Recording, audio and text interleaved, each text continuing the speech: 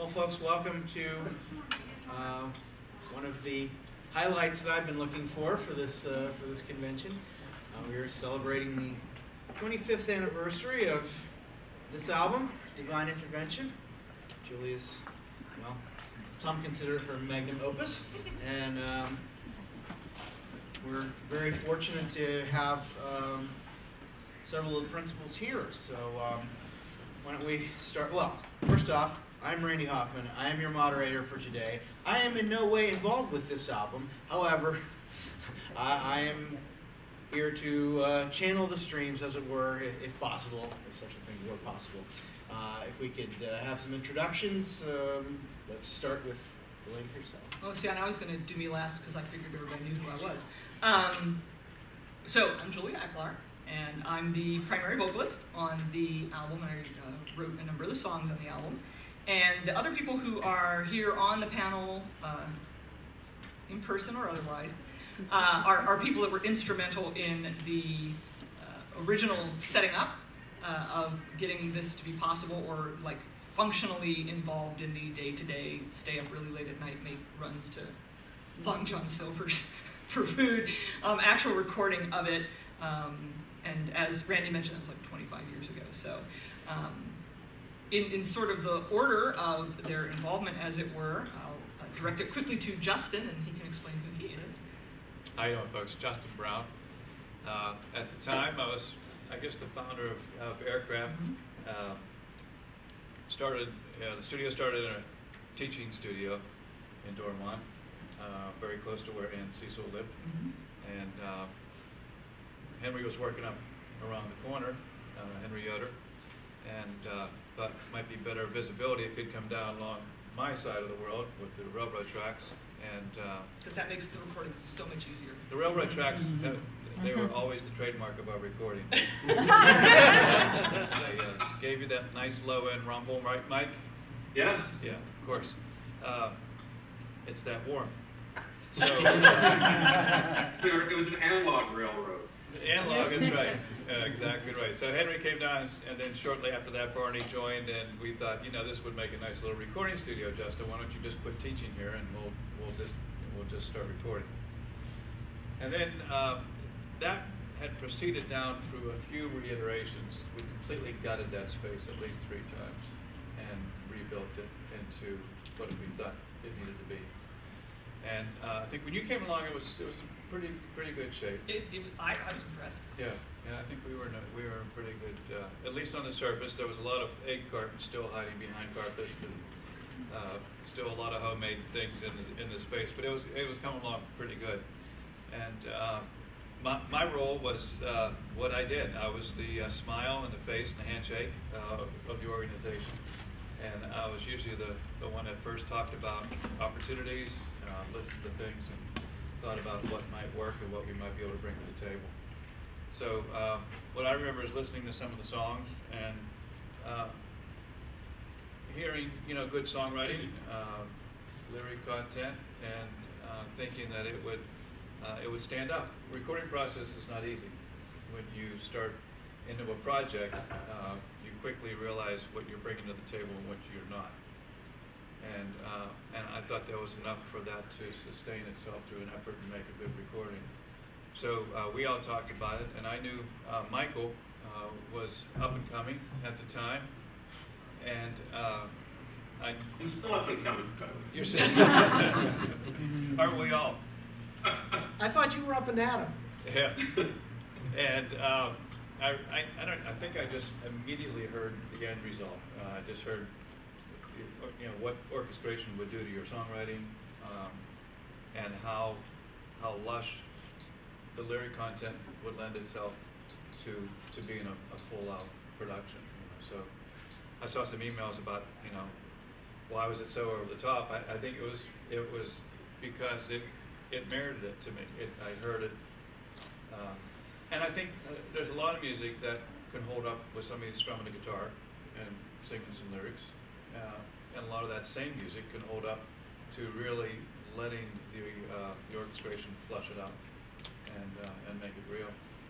So that was the route we decided to do. Michael was willing, Henry was willing, to do the effort, the huge effort that these things usually are, with many hours and late nights, to make something happen. And when everyone sat at the table and seemed to get along, feel like they could live with each other and live through the trauma, which is usually the key element, it was decided to go. There were some questions on fundraising. As all I know is that we tried to cut the best deal that we knew how to cut. Yeah, I think we made off well. So I remember meeting you, and I remember you introducing me to Michael. In a chicken and egg thing, did you bring Michael and Henry on at the same time, or was it Michael first and then Henry? How did that? Would have been Henry first. Henry first. Yeah, and then I knew that Michael would be interested in. I knew Michael would be interested in music. I thought it would really catch his ear. All right, so Henry, how about introduce yourself, explain. I was the assistant producer and engineer for Divine Intervention, and also one of the founding members of Aircraft. So it was Justin Barney and I who actually launched that organization. And I had worked with Michael on a number of occasions, absolutely loved working with him and his creativity, and so wanted to be a part of the deal. That was my role. Cool. What's your excuse, Michael? Well, I want to say, Henry, you said you're the assistant producer and engineer, but you were the engineer and the assistant producer, right? So we don't want to.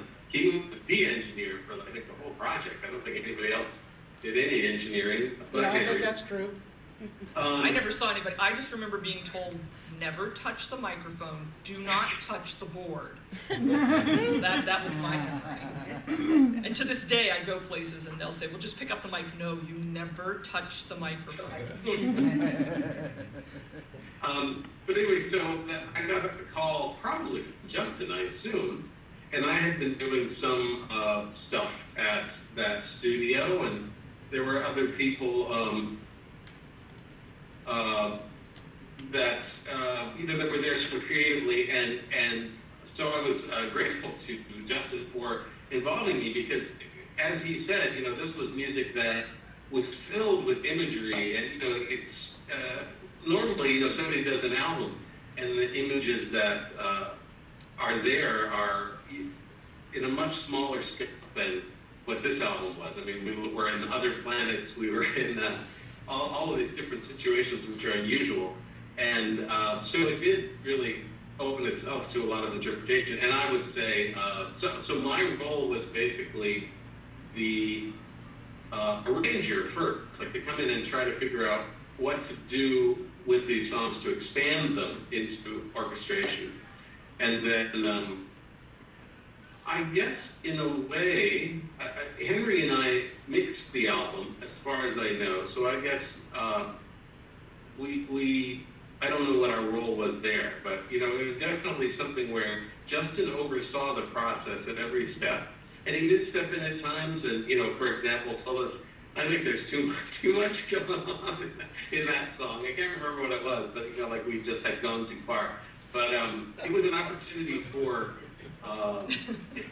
a lot of experimentation and a lot of what we might call like cinematic treatment of the songs, which I think is what we all ended up enjoying about it. And that's partially why it went over the top, because we thought we were dealing with it in a cinematic way, even though like you'd only be listening, but that we were trying to create this big like film type experience to some of the songs.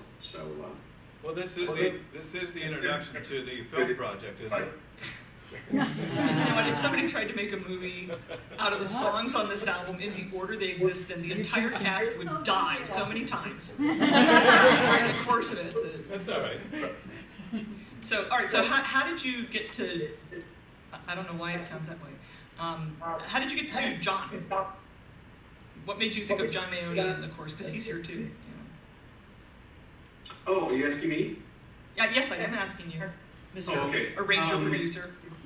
Well, I knew John, and John, I'm not sure where I knew you from. I know we knew each other from places like Don Brockett and. That's probably where, Michael. That may be where I first met you. But John was a very active guitarist in Pittsburgh. He as he remains.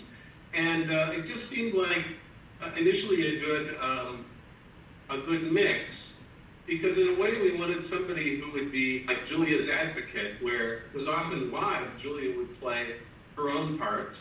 And and you probably did play a bit on the album, I can't remember, Julia, but we wanted somebody to just sort of specialize and be there and be the like idealized Julia on guitar. And that we started that with John, because John is such an expressive acoustic player in so many ways, and that he would be really sensitive to what Julia had originally done, and starting from the places where she had already, the kind of thing she would do when she played for herself.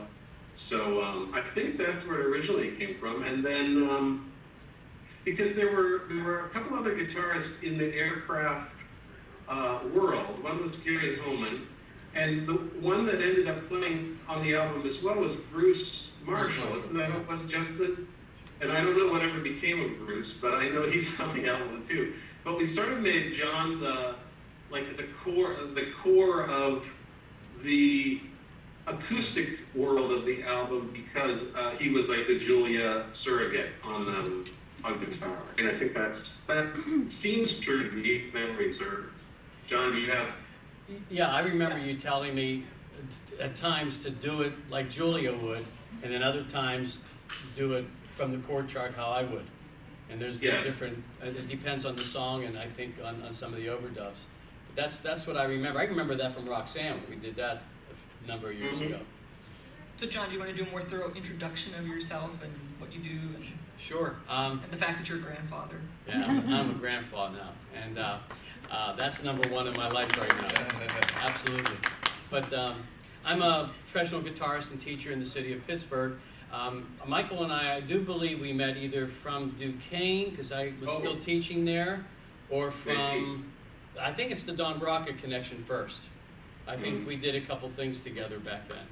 And my job, I mean, there's a lot of wonderful things being said about the concept, etc. I came in, I do not remember how many tracks had already been put down, but basically, except for some direction, I was given stuff like this. I have a show and tell, Michael.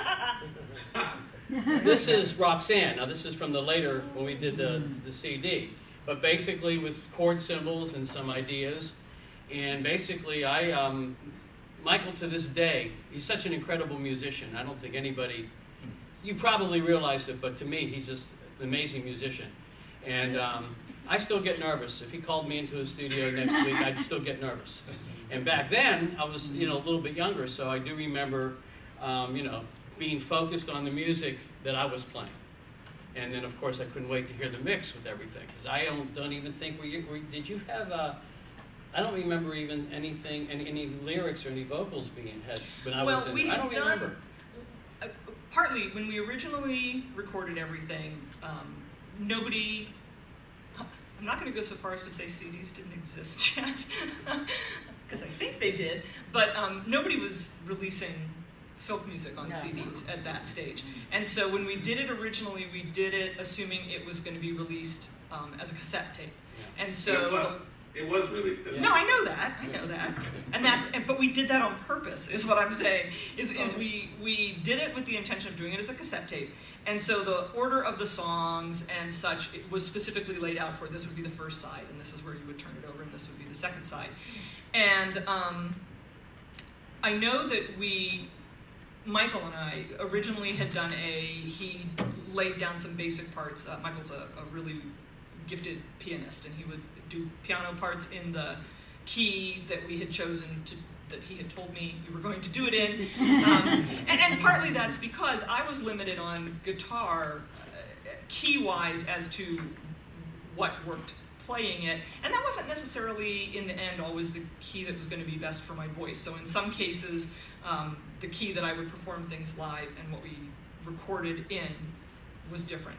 But anyway, so Michael would lay things in the key and the tempo and everything that he heard them in, and we had done a round of recording scratch vocals, so that for the purposes of the musicians, you could say things like, go back to Bloodshed, and we're going to do this. But what ended up happening is, as Michael did more of the arrangements. We actually did some of the vocals assuming they were final vocals. And as he did more of the arranging and recorded more of the stuff, the way he described it to me, and Michael, you can correct me on this if I'm saying this wrong, I matched my voice to the accompaniment so that when it was just me and piano, it sounded great. But then when we started adding horns, I didn't match the accompaniment. And so we ended up having to go back and redo a lot of the vocals after we had the full accompaniment so that it sounded like I was singing with the accompaniment that we had. Is that right? Do you remember that? Yeah, I'm sure that was true. Yes. And actually back then, we did a lot of stuff, a lot of what I was doing in other projects had to do with, we would build tracks for like the commercial stuff or for instrumental stuff, and you'd never have all the musicians in at the same time anyway, so you had to decide whether you start with the core of musicians and then add more to that, or whether you put like a click track down and a few things and then had people, kind of over the course of many weeks, keep adding other parts. And we did both of those approaches in this album. And I would say that in the bigger songs in this album were almost always click tracked. And we had a couple of times where we had to go back and change something because, it didn't feel natural with the click, or that we had to sort of mess with the click so that we could have things sound a little bit more slowing down normally. And that technology has gotten much more sophisticated now. But back then, I know so that was probably another factor we were really having to come back and redo, is that, the texture behind the song changed a lot from our initial scratch vocals. And then sometimes we'd also just say, well, now we've gone into a whole different place with this over the course of all these weeks and months even sometimes. And, why don't you come back and see what you might do with all of this going on behind you. So, yeah, definitely you can't always tell, but we always started with scratch vocals because I think it's best in every part of the process, from the arranging to the adding of tracks.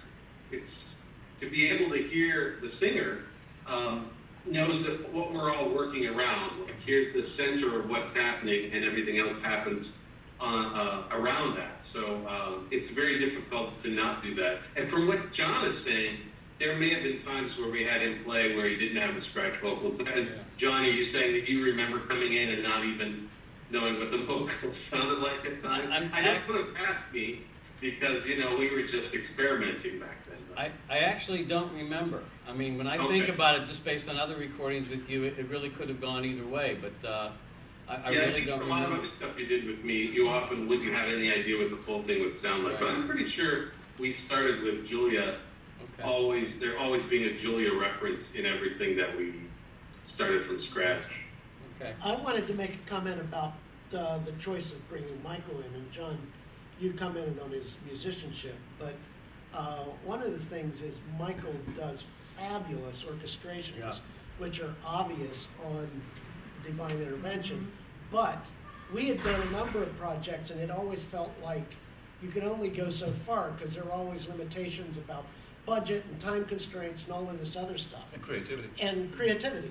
And the one thing that was nice about this project, and I think one of the things that appealed to Michael and I, and may have been part of what allowed us to get him on board, was we basically said, let's go for this like there's no limits. Let's just go ahead and do it, and whatever we hear, let's do it and see if it works. And so that had a great deal of appeal that a lot of other projects didn't have because of the other limitations. Is that fair, Michael?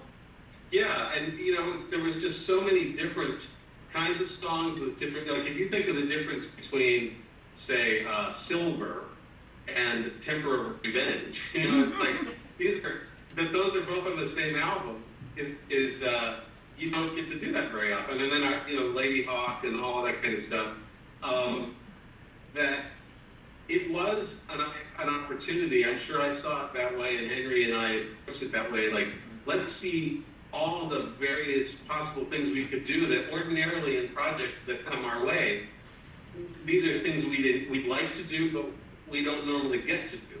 So, or I remember in the Lullaby for a Weary World, there's a section in it where it's all recorders, where we brought in a recorder player and then had him layer, I think he's playing 5 or 6 recorder parts. And, that was something that I had heard Ennio Morricone do, and I thought, oh, I want to try that someday. Who knew that it was going to be on Julia's album that we could put like a chorus of recorders, which I still love. Like, that sounded so beautiful. And, the album was filled with opportunities to create unique, maybe not unique, but, really distinctive colors with instrumentation. And that was exciting, and I was young, and, I did a lot of things I hadn't been able to try yet, and Julia's album definitely represented like this, opening the door into so many possible things to try with instrumentation. And so we went for it. I think that is part of the personality of that album, is the sense that we had, Justin put that in front of us, that, just go wherever it takes you.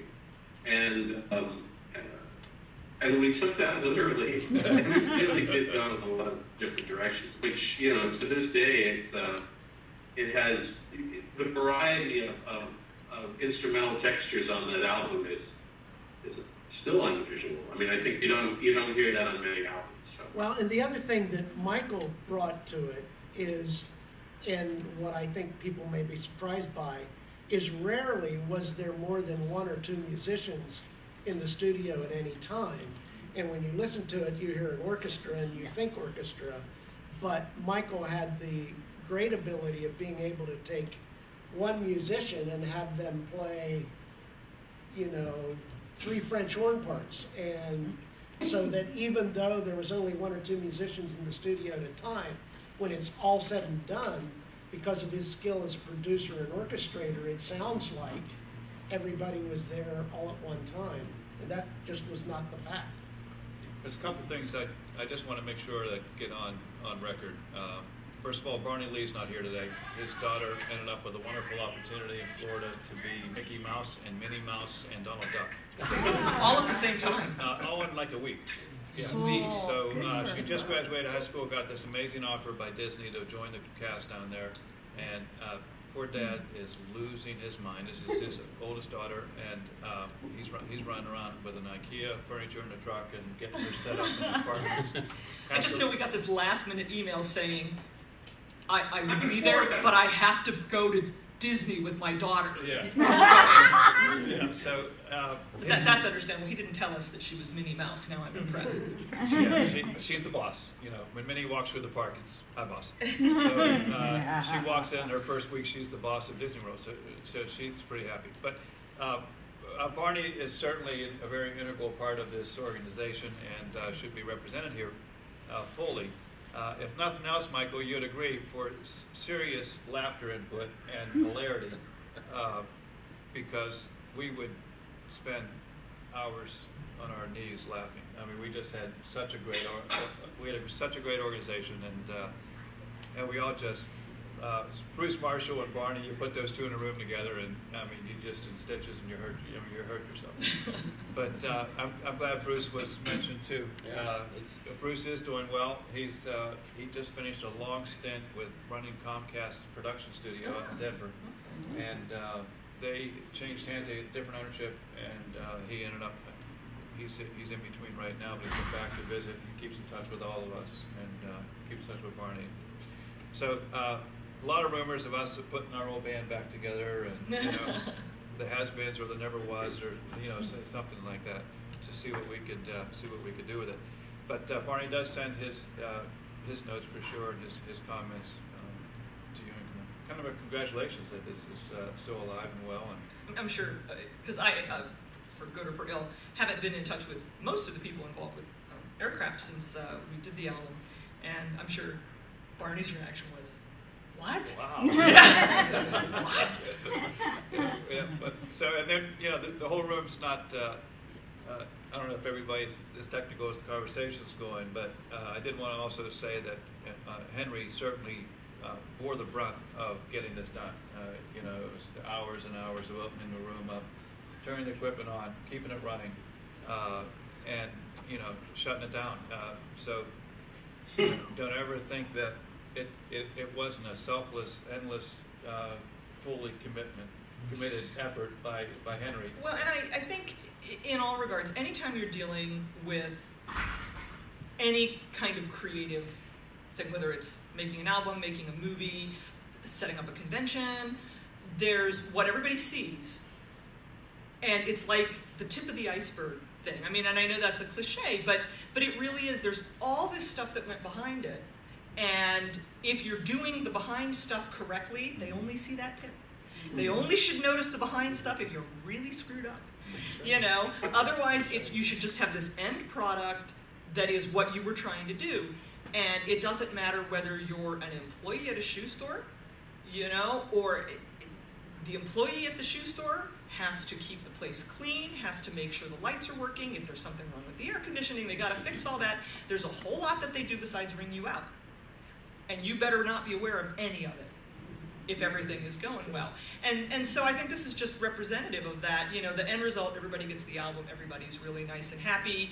Nobody sees the times people have to take off work or long drives or sitting up late or having to do stuff even though you're sick or whatever, but it's all in there. Well, it's probably also true that, I know it was for me, and I think it was for Henry too, that there were things that we did on this album that where we were trying to conduct for the first time, so that, you know, there was also a sense of, well, here's instruments that, how should we mic them, and how should we put them in the mix? I mean, I think for both Henry and I, we were discovering things that at that point in our lives we had not yet had the opportunity to do. So it was a bit of an adventure, but it wasn't also exhausting because I know we stayed there really late a lot. And you know, I just remember Henry, you know, rewiring stuff so we could try things and whatever. Well, yeah. Yeah, when Justin said shutting it down, that rarely happened. Yeah, right. Just close the door. But my picture of Henry is with solder running through his teeth and the soldering iron in his hand. I mean, that's probably the one that'll stick with me the most. But yeah, just to say that Barney was involved. We worked very closely, you know, as a trio, as a family. My role, like I said, was very clean. I appreciate, you know, Michael, you mentioning that I did try to keep things, you know, between the ditches, keep it on track, and try to offer some perspective on getting something done. So, well, part of what I love too about working with all these guys is I came into doing the stuff with Aircraft. I had never been inside a professional studio. I had really not worked with professional musicians, and I didn't know anything about how this was done. I didn't know anything about the hierarchy. Okay, who's the boss? The engineer, the producer, the guy that owns the studio? Engineer. But, because if the engineer ain't happy, ain't nobody happy. The engineer controls the suck button. Basically, yeah. I mean, you know, the engineer, you can like do everything else perfectly, and if the engineer doesn't do it right, But also, I mean, I think the engineer in many ways has the most complex physical job, too, with getting all this stuff together. But that all aside, and I come in here as this young kid who I'm not a professional musician or singer. I don't really have any plans to become a professional musician or singer. I'm not in this world as far as where they all know each other and know the places that they perform or other people perform or the festivals. Nothing, none of that. I'm like, from whatever. And at no point did anybody make me feel like that. I come in, and yeah, I don't know anything about what we're doing or whatever, but nobody ever exuded that they were irritated to be working with this rank amateur. Nobody ever gave me any sense at all that me not being a well-known part of this community made any difference whatsoever to the project. We were all musical people working on this musical project. And I really appreciated that. I mean, because you guys had the studio, you were all really experienced, and I really appreciated how welcome I felt doing the whole thing. That was kind of our role. We love talent, you know. That's really the pull.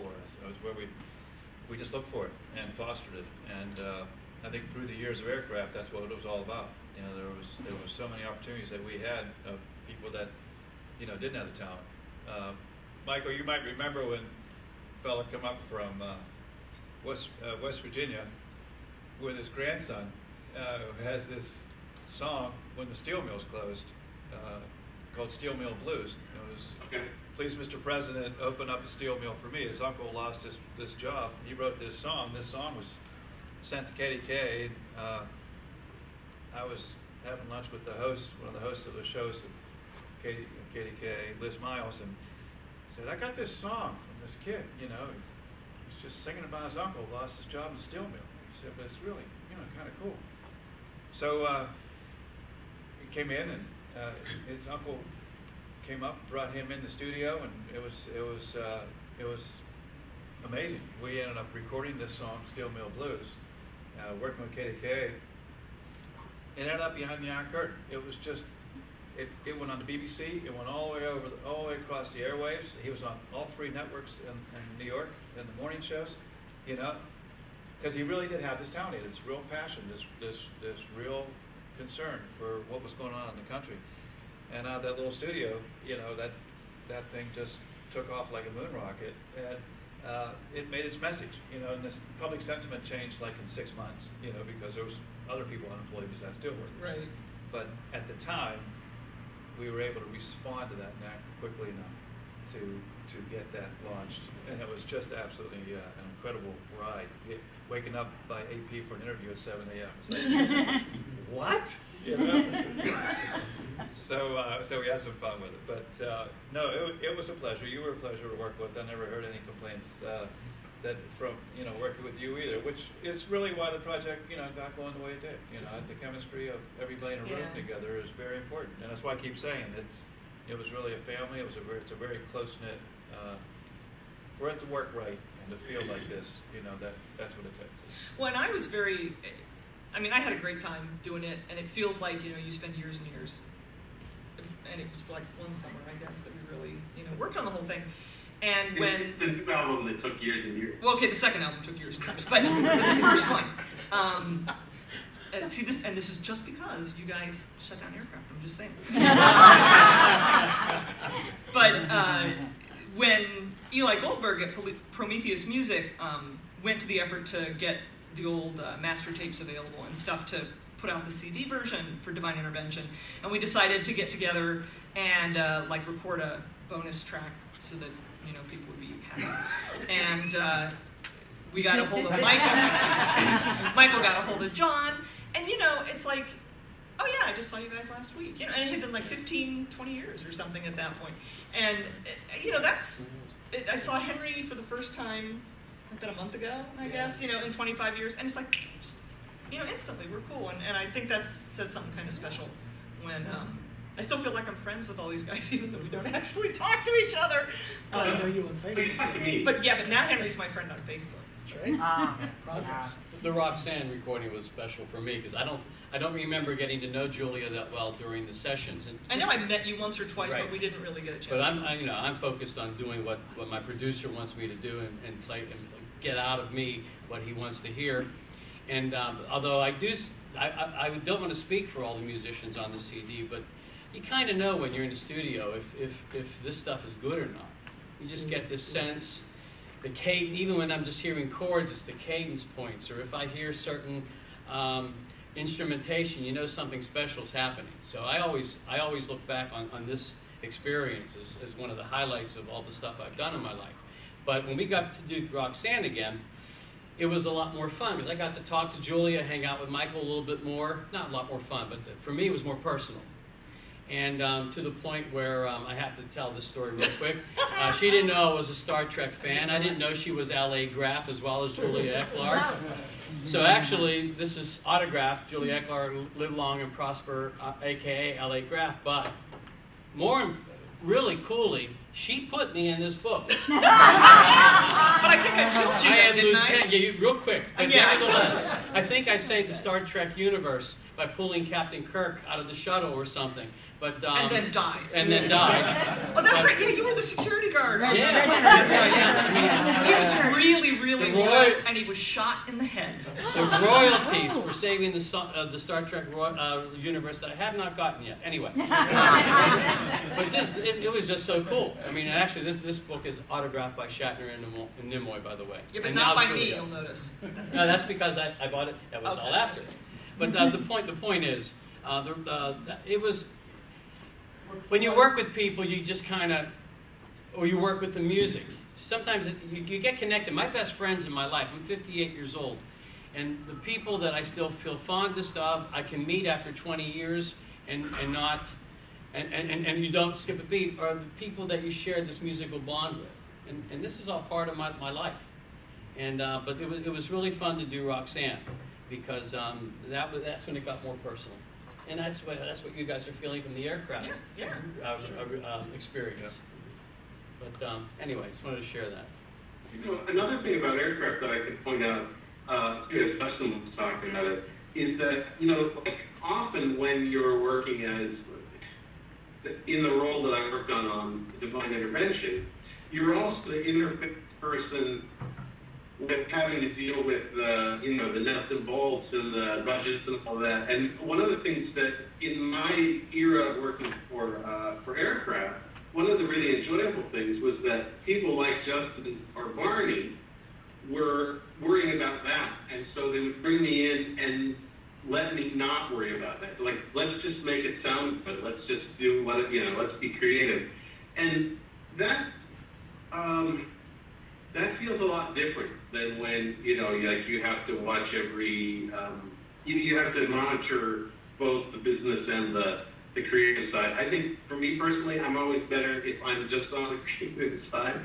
And almost pretty much everything I did at Aircraft over those years, because we did a lot of different projects, I had that sense of, Barney or Justin would come in and they'd say, well, the client feels this way or that way. But in terms of being in the studio, there was a sense of, do your best and, see what you can do. And that's always good for any creative person, to just be set free in that way. So that was a lot of it. And Justin, I think that wound up being a very valuable part of my relationship on this album with you guys. I wanted to add one quick side note. Zachary Quinto. Yeah, Mm-hmm. Yeah, he's from Pittsburgh. He's from Dorma. Yeah.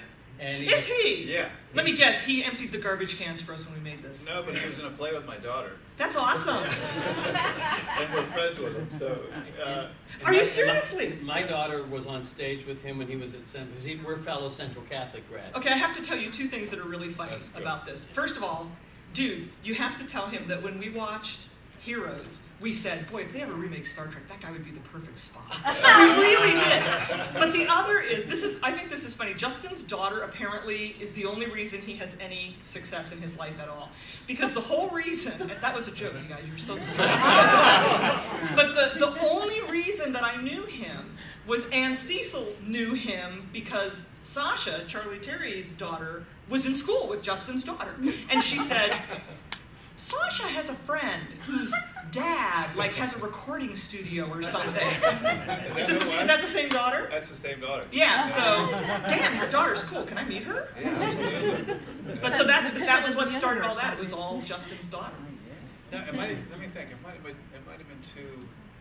That must have been the older one, and this is my middle daughter. So I think both your daughters rock. They both cool. Yeah. Boy, you're a good breeder. Yeah.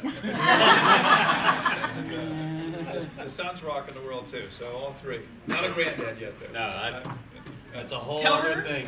Tell her. That's Zachary Quinto. He's good looking. He makes money. She's working. Those would be some good looking grandkids. I thought she was going to work the LA connection for a while because who's the other guy? David Whisper. The other guy, David Conrad. See, I don't know who he is. He's in Pittsburgh too. He's like a Pittsburgh wannabe. He's now building a house here. He's involved in the Braddock project, the rebuilding of Braddock. David Conrad is with Jennifer DeWitt. Yeah. See, my Hollywood connection at this stage at work, for those of you who don't know and who aren't from Pittsburgh, they're apparently filming the next Batman movie here in Pittsburgh. And so the Pittsburgh Visitors Center or whatever is making this public service announcement that Batman will be here. They're making this little promo thing where they're going around with a guy in a Batman outfit to various places, and apparently the way this is going to run is Batman comes into the visitor center and says, I'm in Pittsburgh for a few weeks, what is there to do? And they take him all these different places, and they had him at my job this last week, and we were telling them that they needed to like end the promo, so we'll see if they do this, because I said you should end the promo with him bumping into Michael Keaton somewhere. And I said, and if you can get Michael Keaton to say, you're not Batman, I'm Batman. So we'll see if they do it. They said they had phone calls into Michael Keaton because they thought that would be funny. All right, so we should let Randy ask us something since he's ostensibly in charge. Yeah. Although I'd like to also point out, I'm going to go on the record as when they said, someone should moderate and have questions. And I said, you really think you're going to get 5 musicians up here and need somebody to get us started talking? They said, yeah. Just saying. Okay, so you had recorded a lot of stuff on the West Coast in people's basements, and it was Anne, by way of daughters, getting you in touch with Aircraft.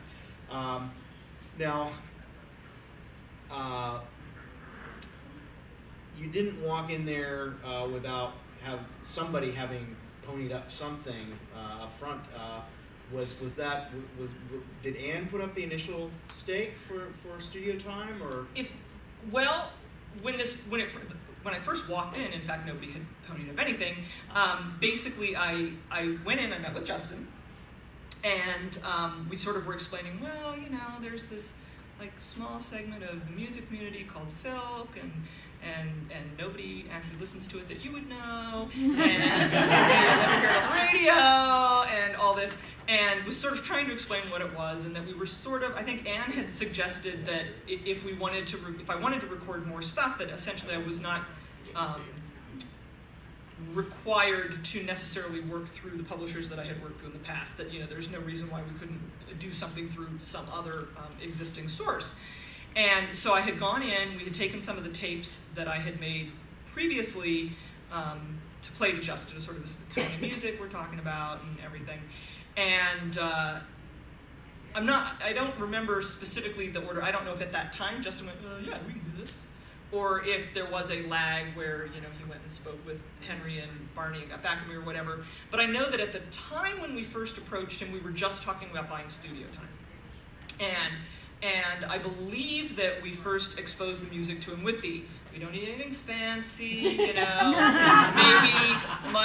me and a guitar and maybe some other, people that I knew that played other instruments and stuff. But, trying to make clear we don't need to like rent, an orchestra pit, we just need a vocal room or whatever. And my memory is that they then came back to me and said, we know this guy Michael, who we think could help you with doing this, and there's more opportunity to do things, and here's what it would cost. And we went, okay.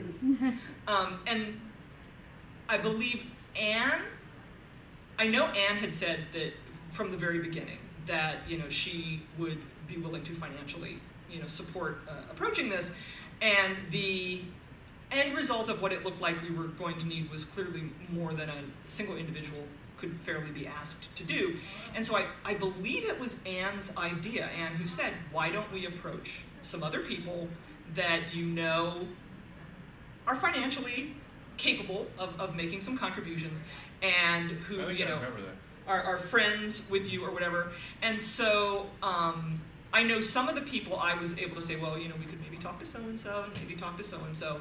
And that Anne approached some of the other people. And essentially the idea of, here's the final thing, if we divide it up among 10 people, it's only so much per, that group. Christina, am I remembering correctly that you were one of the original ones? No, I was not around for any of this. Oh, okay. But you would have, if you were. I would have. Yeah. And now you work for Google, and you would have gotten Google to support me. But, and so that's pretty much how the additional investors we brought in on the project. And I know very well how persuasive Anne can be when she puts her mind to it. So I'm sure that... Although in fairness, I mean, I can't think of anyone... I'm sure we have... Is there a list in here? Yeah. There should be a list. Yeah. I mean, and the people involved were like good friends and... okay, I don't know who Simone is. But... those aren't the investors. Oh, they were. Here, No. here's the list. Okay. Yeah, so most of these people, all of these people, are people that I was close friends with. I mean, it's not like she went to people that were like, hi, you don't really know her, but I mean, they were people that I was close friends with. That, and I was just really grateful and flattered that people were willing to shell out money, because I know you guys are probably going to be shocked to hear this. Filking doesn't really make much. And for the most part, even the cassette tapes, which are significantly cheaper to produce than like the CDs were at that, and especially when you're doing them in your bedroom and not at a studio, very rarely made any money, or at best made a couple $100 or something like that. I mean, it's not like you walk around going, woohoo, I can buy a car because I sold a film tape. Sounds like the aircraft story. Huh? Yeah. And so the people that were willing to be investors for this were willing to be investors with the awareness that they were not going to get this money back. And from the beginning, the rule, the agreement was that the investors took precedence, that basically I would not take any royalties or payments or anything on this until all of the investors were paid back. And I know that did not happen on the tape that was put out originally, and the couple of times that we've had like stuttering attempts to reintroduce it. And I believe, I'm almost certain, when we looked at doing the CD, solely from the point of view of simplifying accounting. One of the things that was requested by Prometheus was, can we see if the investors, I mean, first of all, I wanted to make sure that the investors, who I felt like were as much an integral part of putting this together as any of the musicians were okay with it passing on to yet another, person to try and do this. Because we'd had a couple times in the past where someone said, give me the masters and I'll do it, and they never did. But also, are they okay with essentially not getting paid? Because this, again, was going to be an outlay, and if we had to put the outlay of money to make the CD and then still be looking at paying people back. And so everyone involved was actually really generous about saying, we never expected to get paid back for anything, so don't worry about it. But I still feel that it's really important to make sure that they are acknowledged. In fact, the list, where's my list? The list of investors, because somebody said, we'll put this on YouTube. And so I feel like in the acknowledgement, Nan Burridge, Ann Cecil, Cheryl Crawford, David Jordan, Dave and Diana Stein, who I'm sure a lot of you guys know, and Andy Strassman were the initial investors for this. And without them, no stages of this, and their agreement and their willingness to work with us wouldn't have happened. So even now, I mean, we put the second CD out, and still any monies that are made by this CD are going to pay for the next one, which has taken years and years. But so it's, again, so it's not like anybody gets rich on this. It's not like I've gotten rich on this. I've just met a lot of great people. Sure. If you can't do a full movie, maybe you can look at giving a computer animator some license. There is actually the one place that I know for sure that some of the music has been used. And Michael, I'm really sure I asked you if this was okay, because they asked me, and after the fact I realized they really should have asked you, but they do credit. There is a falconry show that uses Michael's overture from Lady Hawk as background music when they go to Renaissance fairs, which I thought was kind of cool. Awesome. Of all your oeuvre of songs that had been written at that time but not recorded yet, what was the process you went through to decide which of them were going to go on this album? If Michael said, we're doing this one. Michael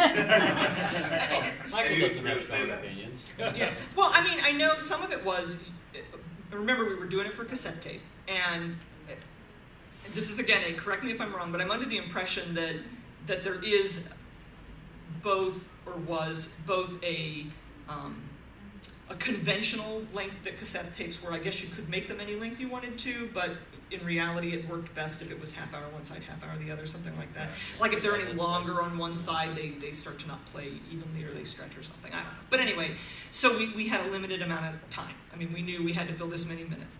So in some cases we could say, okay, I knew I definitely wanted this song to get on, or I definitely wanted that. And then Michael or Henry or somebody would say, but I really love this one. I really want to work on this one. I want to do that one. And then we had to look at things like, it's like a puzzle. Well, if we stick them together, can we get a half-hour side? Well, no, we can get a 57-minute side, and then a 15-minute side. And so some of it was that. Some of it was one of the songs that Michael and I both very much wanted to put on. Michael's image for what he wanted to do with it, that I very much liked. And I'm talking about Cathedral, Michael. Yeah. We didn't have time, or you just didn't feel like you had the people? It seemed like too ambitious to try to take on with everything else we had taken on. The Cathedral was definitely one that was on the A list, and just, I mean, I can't remember exactly what the mindset would be, but I thought at this point, with what we're trying to do with certain other things, I thought it would be impossible to do. And somehow I thought, because it had a tie-in with University of Pittsburgh and everything, I thought, maybe this is something we can do down the line as a separate thing, not realizing that it would take us 20-some years to do it down the line. But it sounds great. But yeah, we did do it on the new album, and it sounds magnificent. So I think it was... But yeah, I mean, we had to... The other thing is that we won't remember this now because the time is so different. I mean, maybe the people in the room will remember it, of course, but cassettes came in a weird way between vinyl and CD. And with vinyl and CD, you could pretty much skip on, go to the next song, skip to any point in the song. You could program a song out if you didn't want it. With cassette, it was the idea that people are pretty much going to listen to it as a unit, which is all but died out. That idea that the album has a integrity of its own. And I will say that on our new album together, that I went in that direction with the new album to make it like an experience that goes from one end to the other, even though we know that nobody's going to listen to it that way. But with cassette, you had to listen to it that way. You could fast forward, but that was kind of a pain. So cassette presented a whole different listening thing where you expected the people to let it unfold like it was a play or a movie or something, so that there were aspects of, well, how would this key relate to that key? Some of the interludes, like the interlude, there's like I forget what it was called, but the one with all like the thunder in it and... That's the Apocalypse or something? Yeah. It should be called Apocalypse. It's the one before Survivor. It is called Apocalypse, the one before Survivor song. I mean, that wound up being, well, how can that help get us from the end of the previous song to the feeling of the new song? So, yeah, there were a lot of things that were conceived as the flow of the album. Michael, there's a number of people in the audience that still listen to him from beginning to end. Yeah, so, yes. Just wanted to represent the audience here. Okay. Yeah. But this also brings up an interesting point that because it's kind of taken a long time to get the second album together.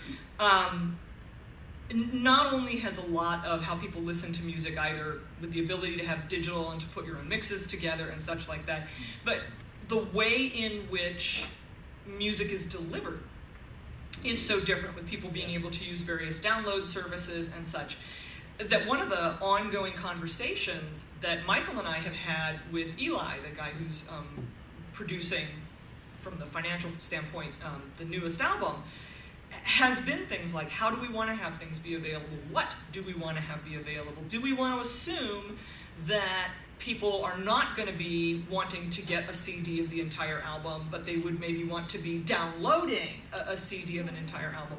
And Eli has very specific ideas about what he thinks is functional. He's coming from a very technologically savvy end of things, to where he works for Microsoft. He's very computer literate. He's very technology oriented and such. And in some regards, people like me, Eli said at one point, I don't think anybody buys CDs. And I'm like, yeah. I do. And yeah, I may rip them to my iTunes afterwards, but I still buy the CD. Mm-hmm. So we're both in music and in publishing, I think, book publishing, we're at a really awkward teenage stage, as far as between different paradigms. Well, there's also, I think it's worth noting, Michael, I don't know if you weigh in on this, but there's a real move back to vinyl. And it's very significant. Yeah, but okay, allow me, as somebody who's not into the technical end of things, I have heard people say, oh, but vinyl's better because of what you can hear, or this, that, or the other. Okay, from a strictly scientist point of view, I find it hard to believe that the physical contact of a needle with a pressed record is producing somehow more pure music than a digital signal. What is this move back to vinyl? I mean, it's not, the purity is not, it's really a physics issue. The technology of the needle and the record actually moves more air. If you want to watch your speakers, the speakers react. Like, blah, blah, blah, blah, blah, blah, blah, blah. It's a very live, poppy sound, and physically it reacts. It causes the reproduction equipment to react differently. And that's not possible with a digital signal? They haven't figured that out. I mean, they run it through tubes. There's things that they've done to, quote, warm up the sound of a CD. But there's also, like you said, there's a movement that says, no, I don't want my music in 3-minute pieces. I want units. I want units of music. I want, I want a longer story. I want a complete story. And vinyl takes you back to that side one. You got to go flip it in side two. So it gives you two distinct phrases. So you music, can watch Dark Side of the Moon. Yeah. So what is it? Josh White, White Stripes, the guy, Joe White, White Stripes, quit the band and his multi-billion platinum dollar, thing, and just opened up a recording studio that does nothing but vinyl records. And he makes so his own records. if you took a digital album like this and pressed it to vinyl, would you still get that air movement effect? You would get it. So it's the physical. Because you've already lost it by the time you put it here. You pasteurized it already? Yeah. It's already gone. The physics of it, I can explain the physics to Much you. better than me. And these folks probably would be bored with it. Well, you actually might be surprised. These are science geeks. But what you will see as a result of what Justin is saying is a whole new version of digital media, because you're limited by 16 bits and 44.1 kilohertz of sampling rate in here. And that's not a wide enough bandwidth. You can still get better bandwidth analog. So what about, like, what we... It's my panel now. I need to get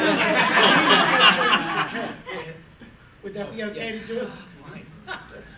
I'll be right back. Hold that thought. All right. Yeah, I was going to say, Henry, your tape's about to run out. How can you tell, Michael? You don't have a webcam. Justin, I could say this because this has nothing to do with specifically the topic. No, not me. All right, so everybody say goodbye to Justin. Goodbye. Justin's leaving. Michael, we would love... Okay. Michael, we'd love to see you. Let's see you. Oh, thank you. Yes. Okay. Now I'm back. Well, I can tell you 2000? that. Eventually. 2002. And I think this actually was the last Star Trek books we did for them. And you've been Tuckerized. Oh yeah. Almost everybody. I'll explain that. Okay. Almost everybody I know. And I did it to my own dogs. We once named all the aliens in one book after our cats. Oh. Yeah. So I thought that was so cool. So did my kids. John, you My can move granddaughter. down one now, Well, so show me you down don't one? look like Okay. we're shunning you. Okay. My favorite I don't feel was still shy. the one where they're named after the Penguins. Oh yeah, the Pittsburgh Penguins. Yeah, we named all the year that the Pittsburgh Penguins won their second Stanley Cup. We named all the security guards on the apron after the Pittsburgh Penguins hockey team. So the question I was going to ask you, Henry. So if you went back to like the original studio recordings that we made, would you be able to remix that in such a way that you could press it to vinyl? Or do you have to like go into the initial recording knowing you're going to make this vinyl? Well, okay. No, it's Michael in the playing. liner They're notes, playing. They're playing. it talks about the fact that when they wanted to re-release the record, they were no longer able to find the original digital master.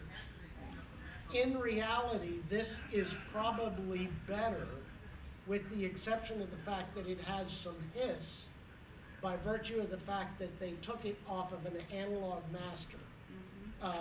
The physiology basically is this. When you reduce this to a sample, if it's a 44.1 kilohertz sample, that means that it cannot reproduce effectively a high frequency above about 14,000 to 15,000 kilohertz.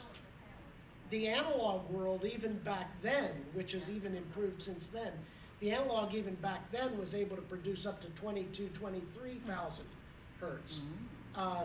That literally on a CD is distorted. In the analog world, it would be a sine wave. In the digital world, it becomes a triangle because it can only take a certain number of samples every second. And so these days, digital in the studio is now being done at 96 kilohertz sampling rate and at a 24-bit sample depth. So number one, you get a much wider range of dynamic range, plus you get a much, much higher frequency range. So with 96 kilohertz sampling rate, you can record up to approximately 35 kilohertz, which is above what you would be able to do with analog, because analog, we simply can't record that on a piece of tape.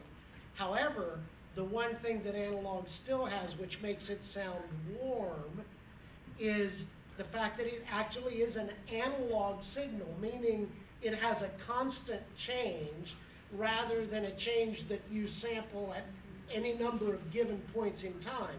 And so it's the difference between going up a ramp and going up a series of steps. So if you have a greater sampling rate, the steps are smaller, so it's less noticeable. Exactly correct.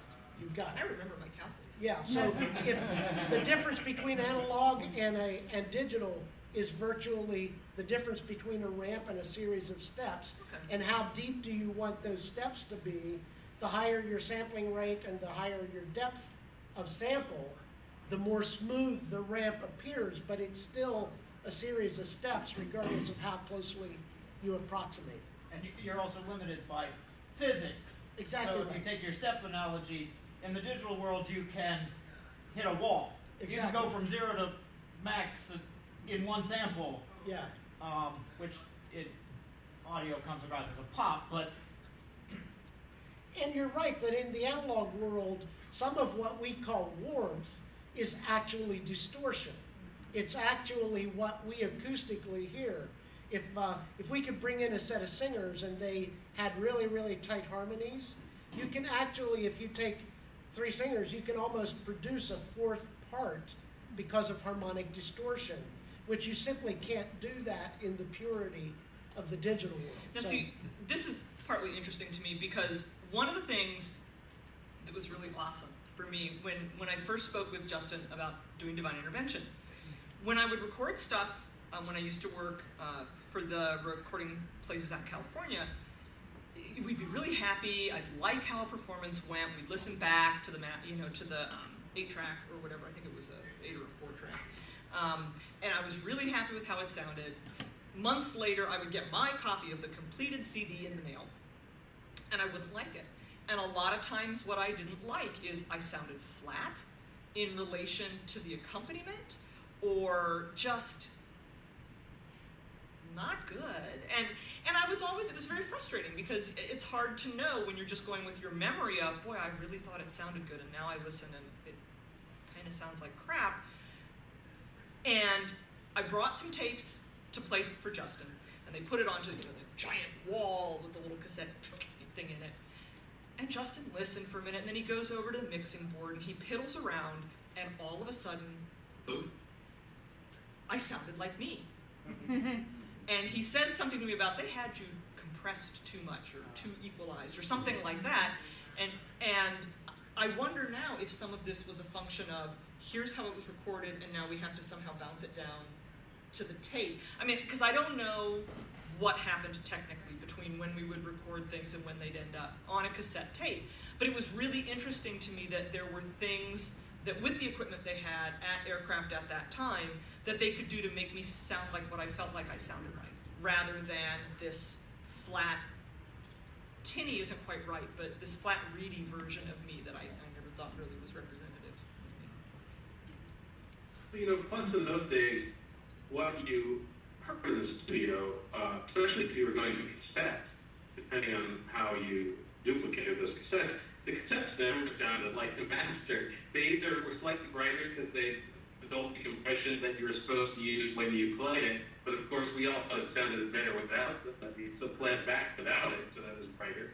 And even with pressings on vinyl, very often you get it back and you say, well, it doesn't sound like the master did. That is one thing that has improved, I think, in terms of digital delivery of material, is that pretty much what you wound up with is what you're going to hear, on the CD at home. So it's a little more reliable in that way. That's true. Yeah. Now, I look at the list of songs here, and that are on the album, and a lot of them are coming from mid-'80s movies, and yet, in contrast with so many other songs that are driven by some media presentation in filk, these songs by and large remain timeless. Crane Dance was performed in the Circle last night, for example.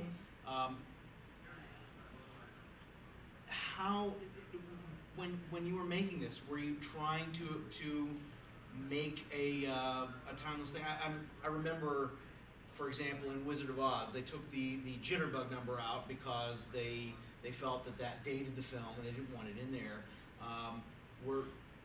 Were you approaching this recording as trying to make it as appreciable for as great a length of time as possible? I know that I never looked at it as a time thing. I always felt, with any of the stuff that I wrote that was based, whether it was on Star Trek or Battlestar Galactica or whatever, if I was moved to write a song about something, what it is I was moved to write about was the emotion or the experience at the core of whatever was going on, not the actual event. And so I always sort of felt like it was important that the songs be understandable to somebody who does not necessarily know where it came from. And there may be references that if you do know, it brings a little extra to it, because you can say, oh, that's I know what this is. But I want to be able to sing this song about this experience for anybody and have them at least feel like they have some idea what the hell I'm talking about. And so that's really all that it was, is the songs from their inception, were such that I was trying to do a song that would be entertaining or moving for somebody. Equally, as far as 80s music, there's a handful of them in here also that are based on fiction that I wrote that was bad. And so, never got published. So basically, both on this and on the newer album, there's pieces that are inspired by fictional stuff that I worked on that never sold as fiction, but apparently generated some good songs. So So nobody will know what those are. And there's one on the new album that I'm tempted to like have a lottery that if you can tell me what it's about, I'll give you something. Because nobody. Oh, trust me, you'll never know. I keep waiting for somebody to even guess, and it's. I know what it is.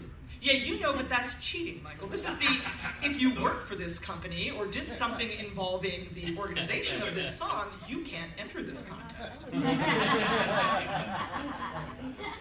One comment I might make in that regard, Randy, is that, and I'm sure this is not true of anybody in this audience, but I am not a sci-fi nut. I mean, I enjoy Henry Star Trek. Never knew what these songs were about. That's exactly Ever. right. But the musical experience worked. And the musical experience in conjunction with the lyrics works. So whether or not I knew what particular movie it came out, the lyrics fit the mood of whatever the music was doing, and there was a musical experience to be engaged in. And that's what, to me, makes something timeless, regardless of what the source was. If the mood of what it is that I'm saying delivers an experience, and the experience fits the music fits the lyric, then it's going to last. If it's just something that was a fad at the moment that it happened, and the experience was based on some Other understanding of it, then it will not last. It will only last however long that particular fad lasts. Basically, Shakespeare is timeless, not because we all speak an iambic pentameter, but because when he talks about the characters are saying how they feel or whatever, and you just realize, oh my God, that was written so long ago. And this snotty comment that he made about people that are too impressed with themselves is still true. Mm-hmm. You know, and so again, it's what he wrote about was timeless, whether or not you understand anything about what was going on in the war that was actually what his story is about. And they're just good songs. Thanks, John. I don't mean to be, that's oversimplifying all this wonderful stuff you're hearing, but the bottom line is they're just good songs. Whenever I drift over here, I keep hearing Crimson and Crystal in my head. Which I did not write, but it is a good song. Oh, darn, that's right. I forgot about No, that. that's okay. No, I have a chart on it. There's a number of songs, both on this album and on the next one, that I didn't write, but I wanted to sing, or that I like to sing because they're good songs. You know, it's not about. Go ahead, Mike. Part of the universality thing that we're talking about too is that the songs are somewhat in the folk tradition, even though sometimes it's one song may be a little more sophisticated. But I think sometimes the way the chord progressions go and the modes that are used in these songs, they sound timeless because they're rooted in the folk traditions that go back and seem to be archetypal for people. So that if you go just the use of triads, the use of expressive when you're in minor, like the 5 is in minor or whatever, and the levels of, like, you go from the major key, the key you're in, and then you go down a step and stay in the triad. I mean, not to get, again, too analytical about it, but I think the language that these songs are in musically make them feel sort of familiar and inevitable and archetypal. So I think that's part of it too. It's not John, you could comment on that too, because you played a lot of this kind of material, and then you play much more sophisticated material musically that maybe would sound more contemporary, but not as ancient or whatever. No, I think you hit the nail on the head. There's just something about even the cadence points in the songs that just hit you because they're part of our existence, a part of what we've experienced. You hit the nail on the head, I think, Michael. Basically. Okay. Now, when you first released the album, as I understand it, there was some criticism from within the community, and I know the initial sales weren't what you guys had hoped. Did that concern you at all, or did you just brush it off, or? Well, see, I don't know that criticism is the right word from within the community. I think in some regards, obviously I had stopped recording with Off Centaur, and at that time, that gets a lot of attention. They were pretty much the only filk publisher at the time, and the fact that I didn't want to go out to California anymore and do stuff gets blown into it's a huge feud. It's like, I don't want to go out to California anymore and do this stuff. And so on one hand, and then all of a sudden there's this new album that I'm putting out, and what statement is being made? And it's like, I didn't have to go to California. It's like it's down the street.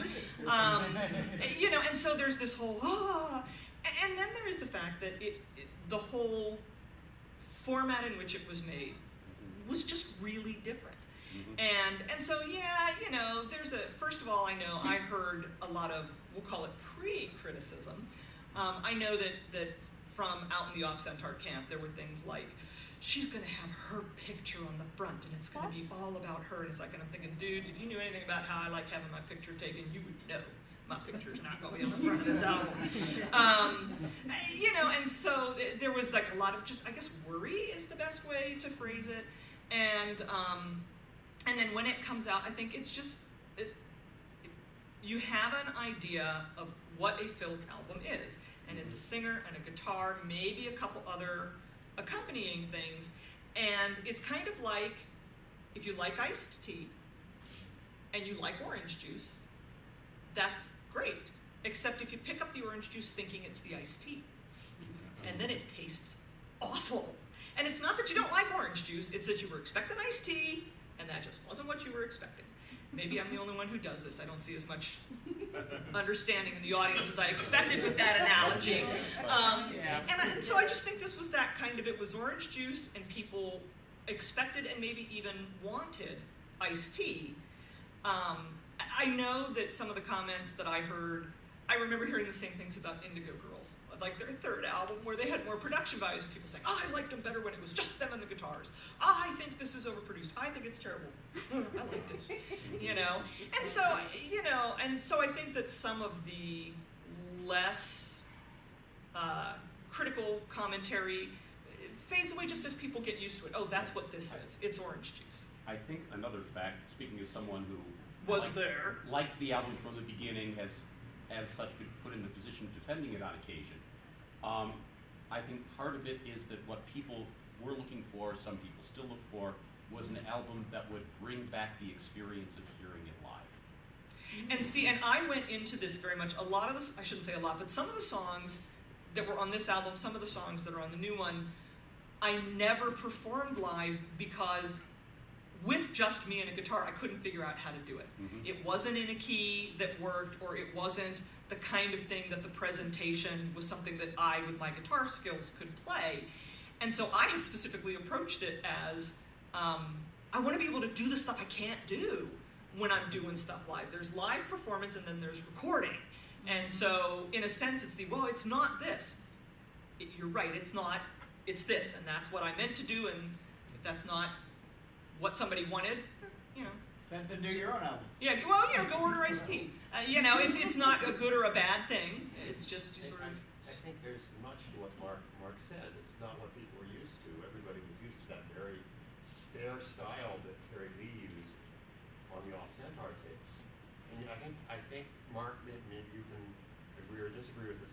We saw some of the same thing when Kathy Marr did the Blue Song. Absolutely. Which I love that album. I love it. Over at 4, and the one of the Plus ça change, Plus à la même chose, which was stuff she previously recorded, she redid it with the kind of orchestration that you guys did with Divine Intervention. Right. I love that album. I love those albums. Me now, too. but the first time I listened to them, it was like, is this a little overproduced, maybe? See, and what's funny is because for me, even the songs that I had performed live in public,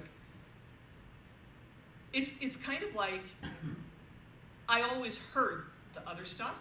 And so I always felt like I'm doing this crap, stripped down version, even when I did it in public. And so for me, it was like going from, here's this crap stripped down version that's all I can do, to doing it the way, I wanted to do it. And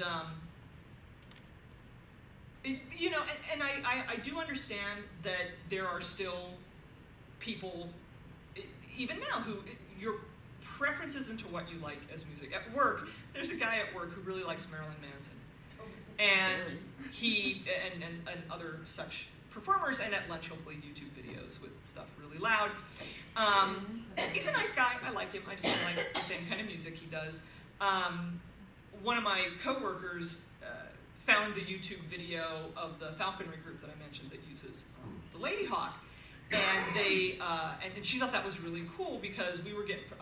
I work at the National Aviary, and we were getting ready to host the International Association of Avian Trainers and Educators for their conference, and we had to do a video for IAATE telling them why they should let us have the conference in Pittsburgh. And so they had done all this video stuff of the aviary and the things we do there, and they wanted a soundtrack for it. And Terry said, "Oh, can I use, your Lady Hawk song for the soundtrack for this?" I said, "Yeah, sure, that's great." And so she shows me the video when they put it together, and she's got an acoustic version of it for me from a convention. And I said, "Well, Terry, I've got the album with the orchestral." And she goes, "Oh yeah, I like this version better." Okay. So this is somebody that never has heard of filk. She just has heard the song the two different ways and decided on her own she likes that one better. Anita, you had something. I'm not vending anymore, but I was vending from the very beginning. Mm-hmm. And what I learned really early, the customer comes in, oh, filk, what do you like?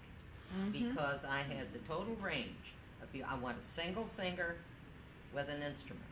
I want it to sound like it did last night, like a party. I want it to sound... they need to be really tired.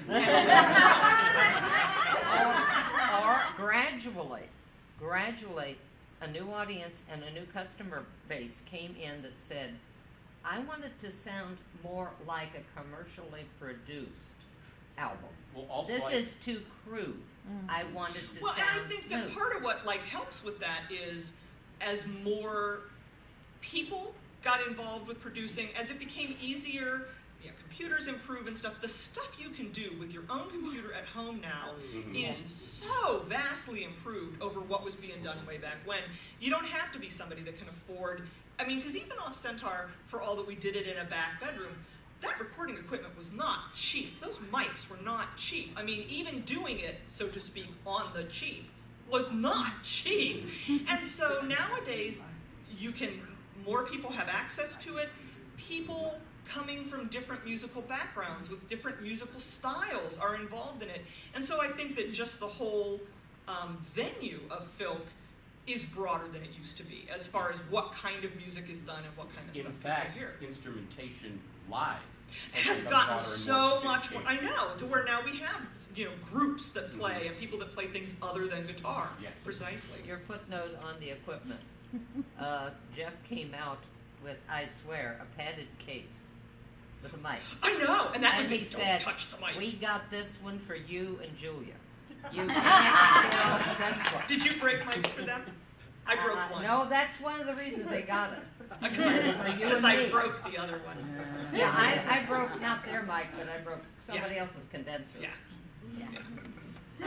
This might be a good time to mention too that in terms of this discussion, that from my standpoint, when divine intervention was made, I knew nothing about filk whatsoever, and so I was bringing my own sensibilities to that.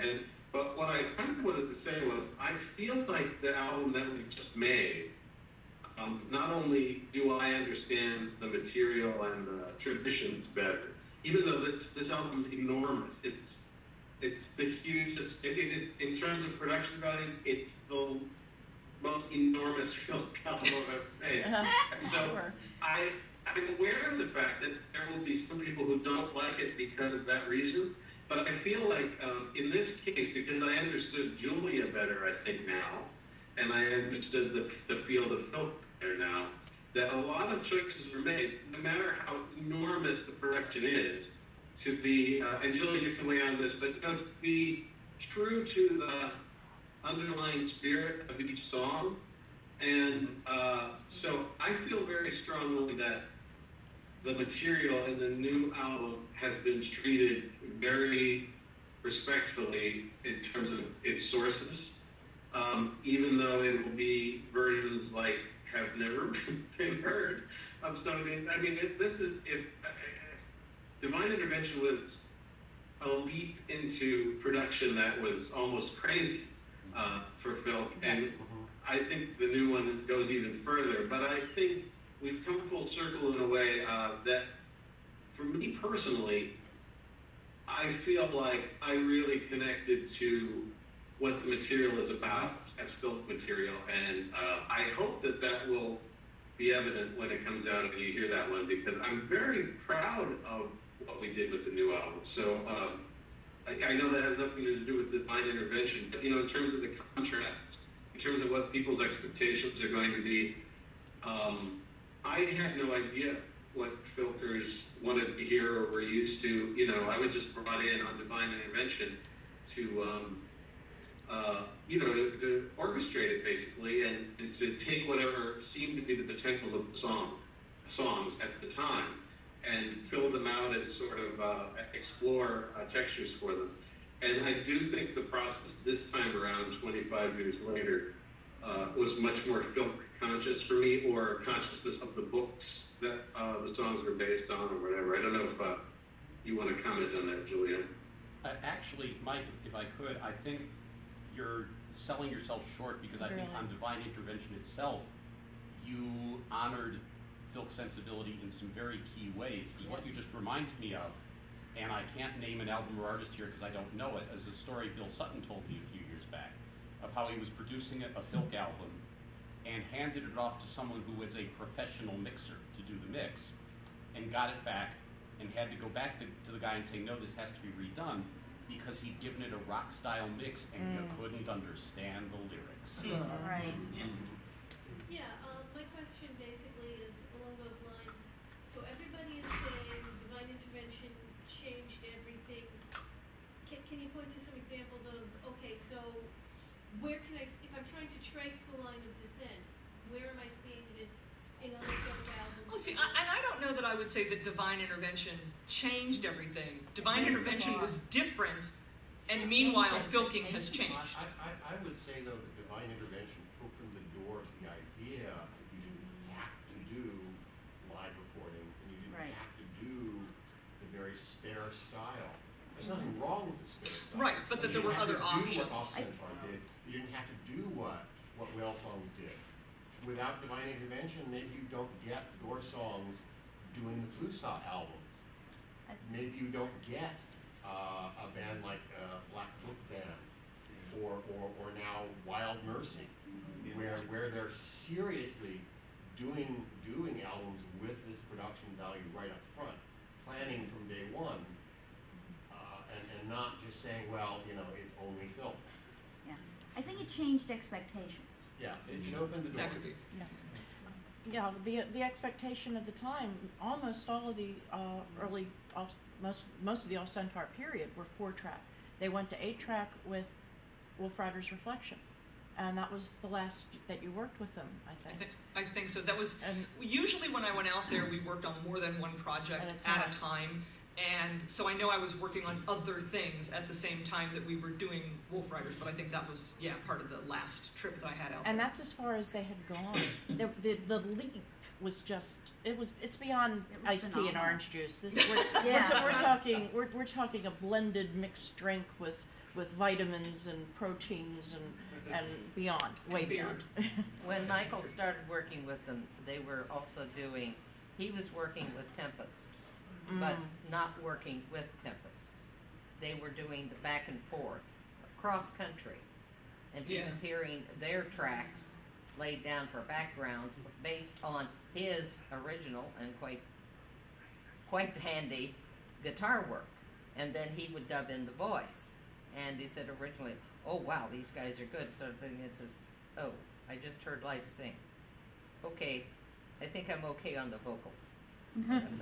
So I also want to point out, people who are still performing as a solo performer with guitar and also producing albums, it gets kind of sticky because, gee, it didn't sound that way on the album. You've got an audience where you're trying to sell CDs or something, and you've got a CD which has extra tracks and backup and so forth, and here you have been on stage solo with a guitar. Yeah. So as a sales pitch, it becomes a little tricky. Actually, there's another point about that. I don't know if you've seen any of Hoopla the Mock stuff. Oh, yeah. Oh, I love that. Rand and Adam. I think I'd remember the name after this long. When they did their most recent album, OOKLA, they had the money to hire a producer, so that it is a more produced album than their previous stuff. But then they discovered that if they wanted to go out and play this at conventions, they had to go and rehearse like mad, or they went anywhere, so that what they could do on a stage in front of an audience would sound like the album. So it's actually working the other way too. It's impacting their live performances. Yes, it is.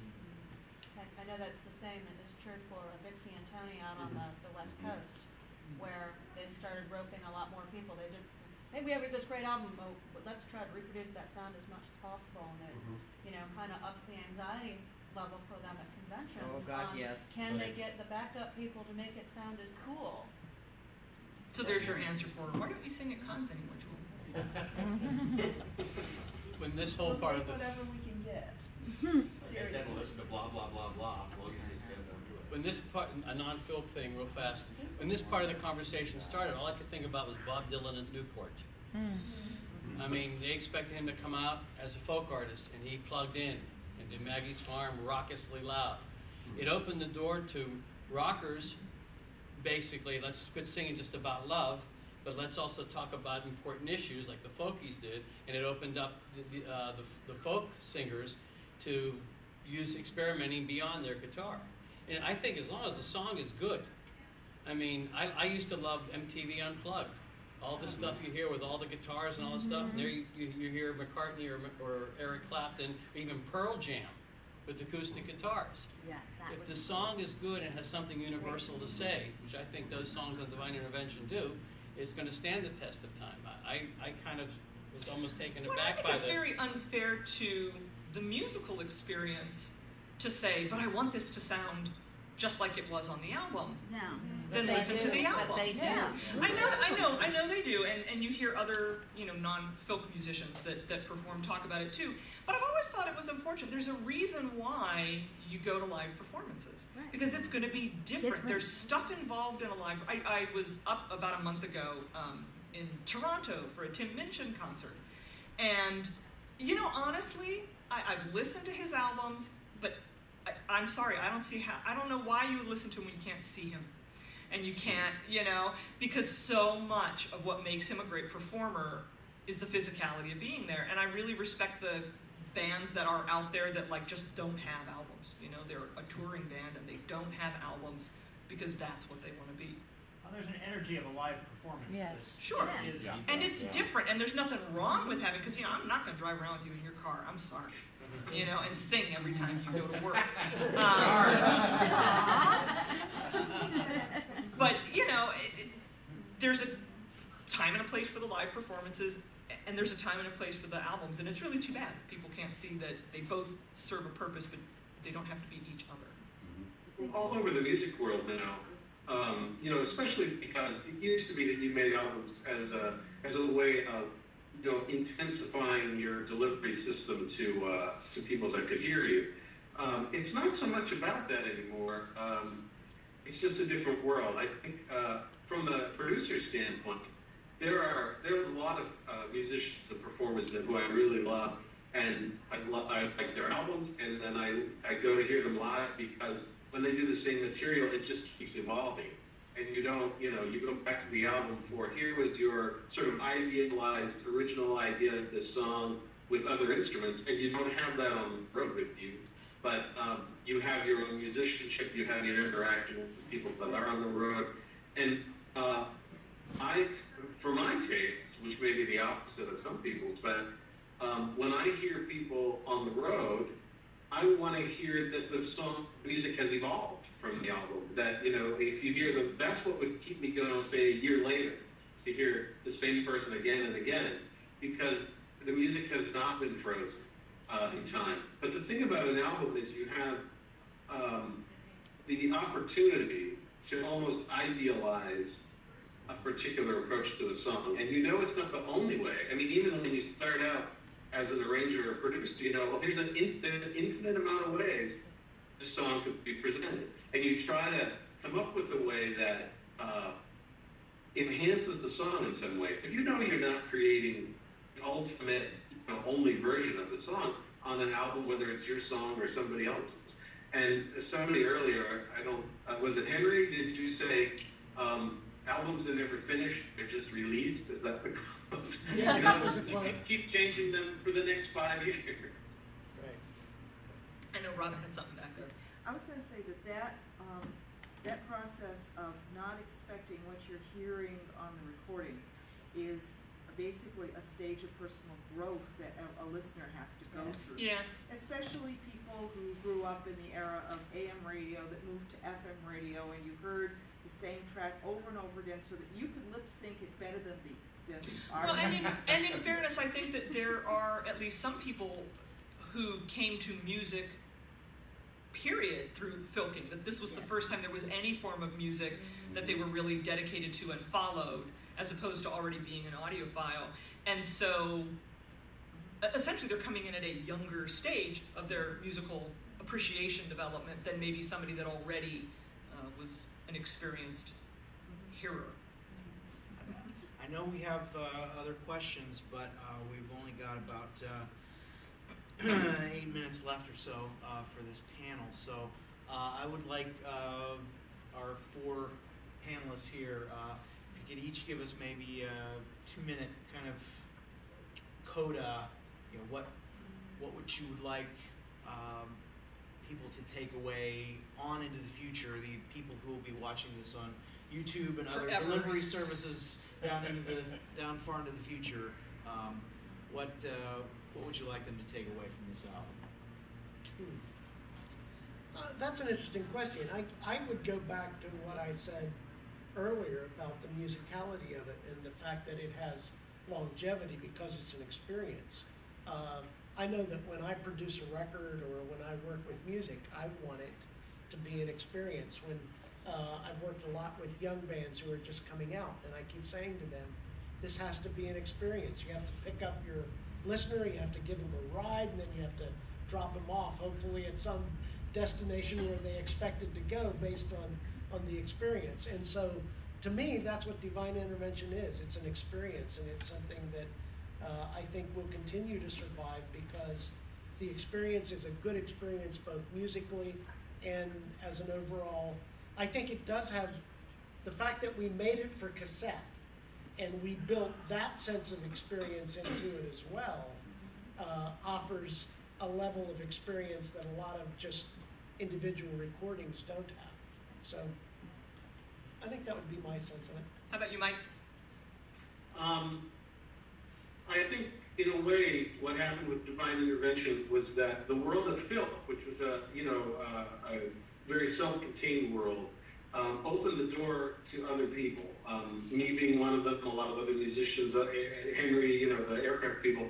That it just sort of opened the door into another meadow, and we kind of met out on that.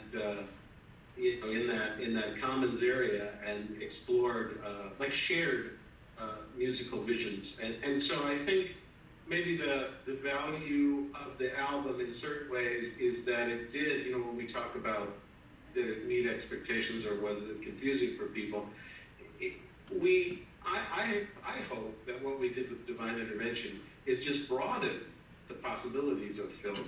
And I'd also say that in terms of the new album, which I still want to talk about, those of you who are in the room and those of you who hear this later, I hope that, as apropos of what Henry just mentioned, I hope that you will at least once listen to the new album from beginning to end, because it does have an arc of energy and of exploration of themes, of Wilson Scott Card, of many things that I think if you give it that long view, that we hope that is a little bit out of fashion now, but was part of where we all came from the 80s, and that sensibility that you can listen to an album as a big organized unit of information that takes you on the journey. So I like Henry's imagery there, and I hope we've done that even better with the new one. I think maybe we have. So that's what I have to say. And not that I'm plugging the new one, but I'm really proud of it. So I enjoy it. And we're making him work on it a lot right now. So, John. I may be a little less philosophical, but in preparation for today, I listened to the CD for a number of times.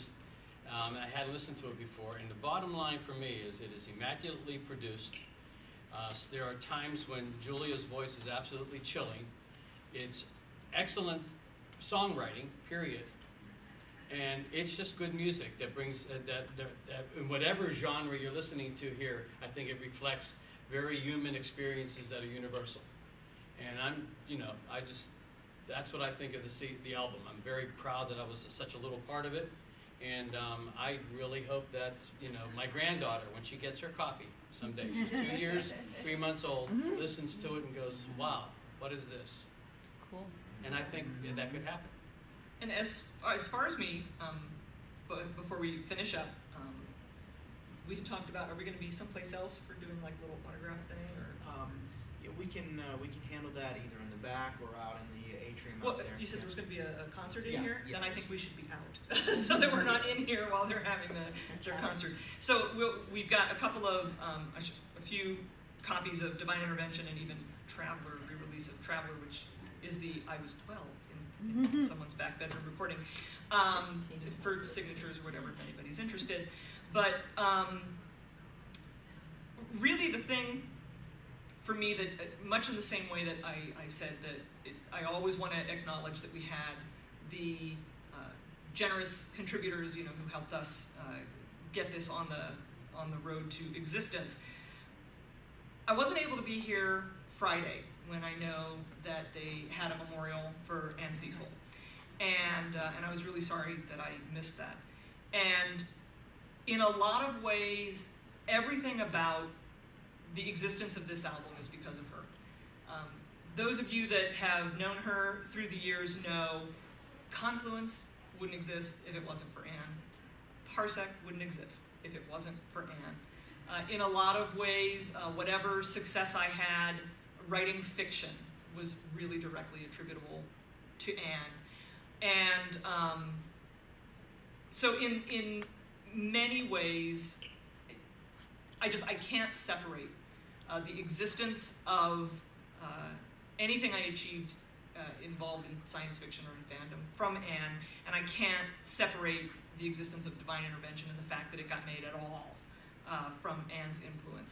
And so since I wasn't able to be there Friday, John and I talked ahead of time, and one of the songs that's on the newer album, not on this one, not on Divine Intervention, I didn't write this song, and the song was not specifically written for Ann, but it always reminded me of her. And so John and I were going to close out with doing a little performance of a song called Elizabeth's Song, which was written by Sheila Willis. Just sort of sums up how Ann always feels me. So John has to tune first. A frequent description at the memorial that was given for Ann is that she was a patron of the arts in the Renaissance. In all regards. In the Renaissance sense. And the thing that I will always, for me, sort of sum up Ann. Sorry, the world is full of people who like to tell you stuff. And you get into conversations with them, and really the conversation is about them waiting until they can tell you something else and not actually about engaging. Ann liked to teach people stuff. Yeah. And it went across the board, whether it was teaching someone young how to have confidence that they'll be fine on a job interview, or whether it was teaching you how to adapt to being an adult for the first time, or how to make point of view work for you in your fiction. She just liked teaching people things, and she was very good at it, and that's something we don't have enough of in the world in general. So. Right. All right. You ready?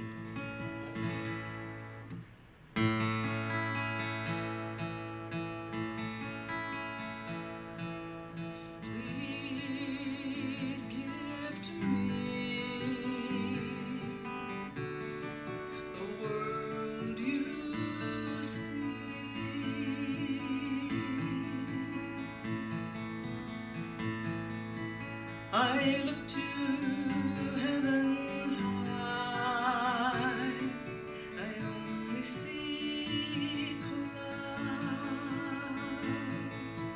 You look to heavens high, dragons abound. So please paint for me the colors you see when you dream. I long to know the hues and the shades of your soul. It seems to me you see the world quite differently. What magical key unlocks your reality? Please paint for me the world you see.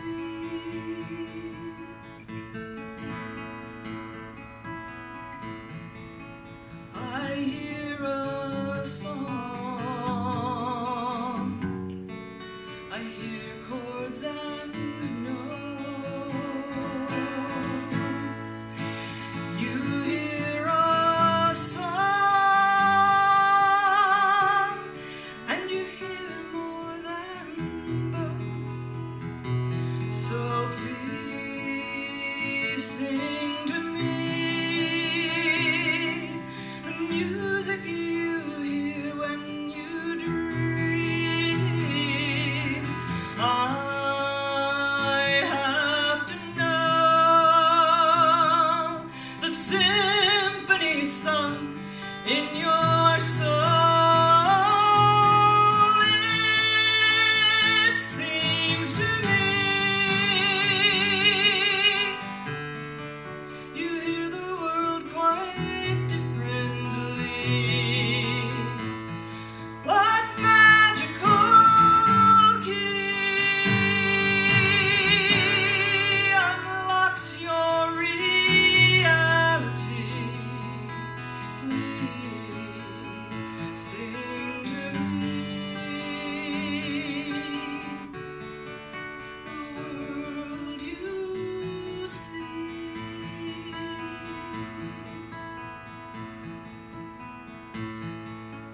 I have known joy, sorrow and pain. You felt them too, but it's not the same.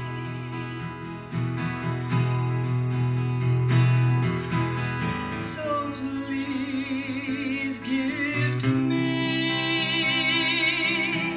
the passions you feel when you dream.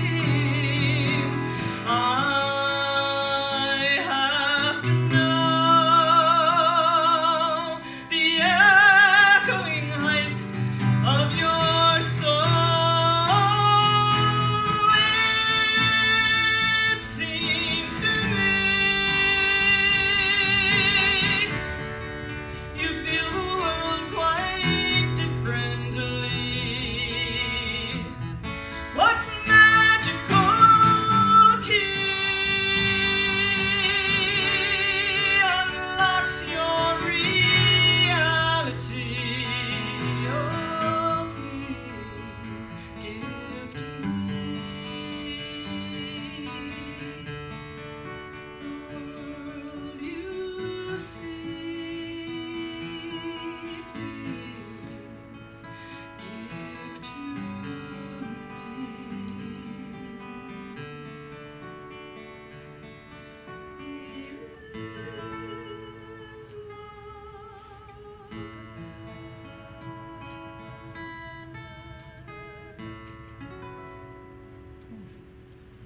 Thank you, Amy.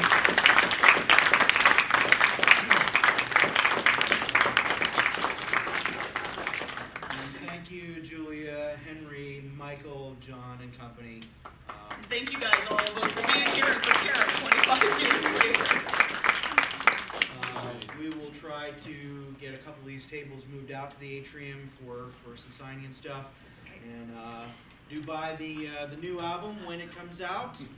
What will it be called? Well, that's a good question. Good title. The working title for a very long time was Indistinguishable from Magic.